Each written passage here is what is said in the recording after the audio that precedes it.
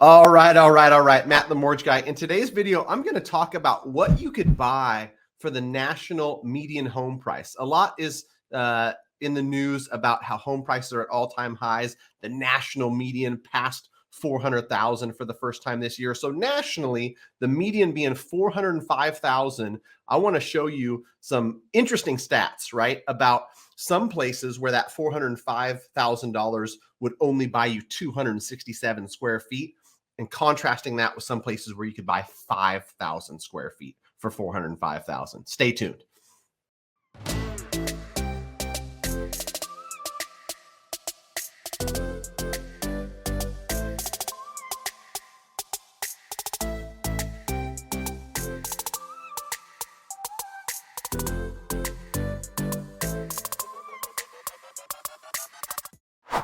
All right. So this is just a fun look across the country as more people moved throughout the pandemic to different parts of the country. You know, part of the reason might have been for more space. They could work remote. They could leave a city or a state where home prices are more expensive and go somewhere where it's less expensive, get more bang for their buck, get more home, right? And so comparing home at the $405,000 level, or at least how much you could buy for $405,000, is pretty interesting. If you go out to Texas, a lot of people move from my home state of California to Texas, and a lot of people would agree with the fact that you could buy more home in Texas. The homes are bigger and the homes are more reasonably priced in a lot of Texas markets. For instance, in Houston and San Antonio, the folks who put together this survey showed that you could buy about 2,400 square feet worth of home for this $405,000 median home price, right?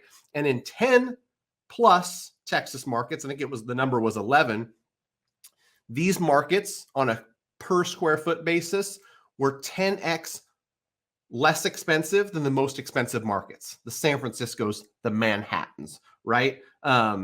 Another interesting stat that came out of this that I thought was interesting is that homes in general are larger nowadays. People want more space.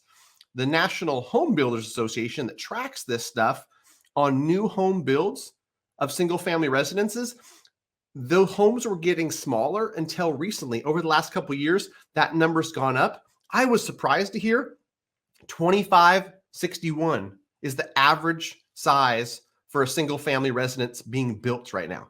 That's huge, man. That's bigger than mine primary residence. So you're probably wondering where the heck you could buy 5,000 square feet for that median home price of 405,000. Detroit and Cleveland, Ohio, which wouldn't surprise folks, right? Really inexpensive markets when you look at the nation as a whole. You know, the price per square foot, you could get about 5,000 square feet. In Toledo, Ohio, you could get about 4,400 square feet for 400,000. And then you compare that to the top 10 most expensive markets, where in none of these markets could you buy more than 600 square feet. I mentioned earlier in the video, there was a market where this $405,000 price would equate to only 267 square feet worth of purchasing power, if you will. That's Manhattan, right? Manhattan, New York, where, you know, it's over $1,000 per foot. I think it's closer to about $1,500 per square foot. Right behind Manhattan is San Francisco, where it's over $1,000 per square foot.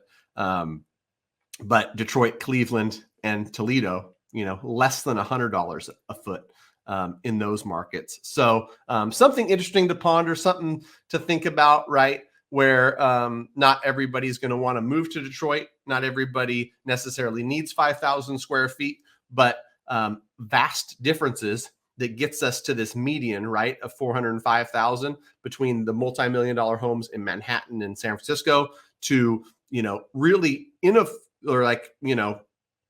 inexpensive homes in some of these markets in Ohio or Michigan or other parts of the country that are more affordable. The infamous top 10 list of places with the least amount of space versus median price. There's some like San Jose, Honolulu, Irvine, San Diego, where, you know, the buyers could afford between 500 and 600 square feet of living space, meaning they're probably buying a 1,500 square foot place for 1.5 million, right? Like, it's not like there's a bunch of tiny homes in these areas. It's just on a per square foot basis, right? So anyhow, interesting stats. I found it interesting. Wanted to share. What are your thoughts? What market are you in? What are you seeing?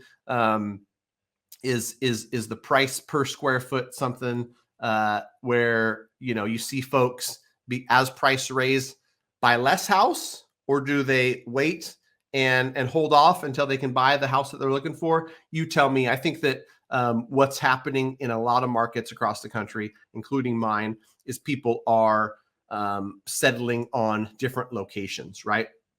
They might have wanted the A area, they settle for a B plus area. They might have wanted a B area, they might go to the C plus, right? Because in general, if you've got a family, you need a certain size home. You're not going to go from a 2,000 square foot to an 800 square foot just to live in the same neighborhood. Some people might, right? But more than likely, you're going to say, okay, we'll go to this school, we'll live in this neighborhood, we'll have the 2,000 square feet, family of 4. We've got number 5 on the way, whatever the case may be. But interesting stuff in an interesting real estate market, say the least.